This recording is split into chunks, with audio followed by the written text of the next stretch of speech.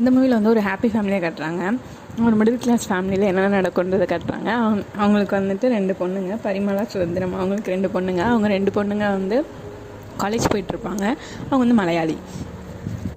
அவங்க பெரிய பொண்ணை சிட்டுன்ற ஒருத்தனை லவ் பண்ணுவாங்க. அவங்க சின்ன பொண்ணு வந்து ஒரு பையன் வந்து ரேகிங் பண்ணிப்பாங்க. அதாவது அவன் ஒரு ரவுடி, ஒரு தாதா, ட்ரக்ஸ் விற்கிறவன், ட்ரக்ஸ் மாஃபியாவன். அவன் வந்து டார்ச்சர் பண்ணிகிட்டு இருப்பான். இந்த மாதிரி கல்யாணம் பண்ணிக்கிறேன் அது எதுன்னு சொல்லிட்டு அவங்க வீட்டுக்கே வந்து டார்ச்சர் பண்ணுவான். அவங்க சின்ன பொண்ணு பெரிய பொண்ணு வந்துட்டு சண்டைக்கு போயிடும். உடனே வந்துட்டு கல்யாணம் பண்ணிக்கிறேன், நாளைக்கு தீபாவளி கல்யாணம் பண்ணிக்கணும், அந்த பொண்ணுங்க அப்படி இப்படின்னு சொல்லி சீன் போட்டுட்ருப்பான். திடீர்னு பார்த்தா அவன் செத்து போயிடுவான் தீபாவளி அன்னைக்கு காலையில். யார் கொண்டான்றதை கண்டுபிடிக்கிறது தான் கதையை. எல்லாருமே டவுட் வரும். ஹீரோவோட குடும்பத்தில் வந்துட்டு எல்லாருக்கும் அப்பா மேலே டவுட் வரும். அவருக்கு வந்து பிள்ளைங்க மேலே டவுட் வரும், பொண்டாட்டி மேலே டவுட் வரும். அவங்க அது அக்கா தம்பிங்க வந்து வந்திருப்பாங்க, தம்பியும் நாத்தனாரும் குழந்தைனாலும் வந்திருப்பாங்க. அவங்க மேலேயும் டவுட் வரும். போலீஸ்க்கு அவங்க அம்மா மேலே டவுட் வரும்.